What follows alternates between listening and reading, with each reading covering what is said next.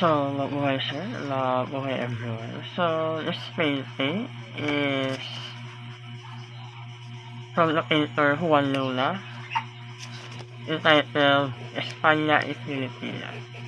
So, background sa painter Juan Luna in Vicio was a Filipino painter known for his masterful artworks that often reflects Filipino identity and history during the Spanish period.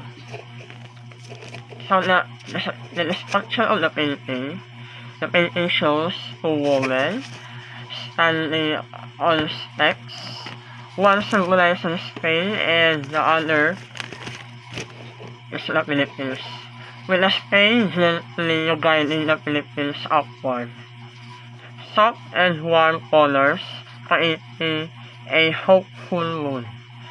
The setting suggesting a progress. Juan Luna used fine and detailed brushwork. The painting was created using oil on canvas. The gentle embrace and upward movement reflects Luna's hope for harmony and progress between Spain and the Philippines. It is an important is that captures a historical moment of a Filipino nationalism and a complex colonial connections. So, nakayin ko nabasa natin na before, Filipino and Spain have a connection between.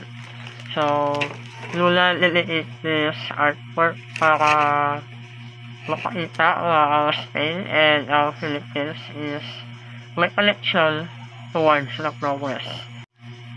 So, why Filipino artwork or artists ang Filipino? Because we support local and mas namin ko niya ang local Filipino artworks. And isa pa si Juan Luna, lugay ko naman na idol. Since bata ko, kilala ko na siya. And subukan na influensyahan man ako sa mga art niya para mag-strive man sa ako na artwork. Wala. Thank you and mabuhay sir.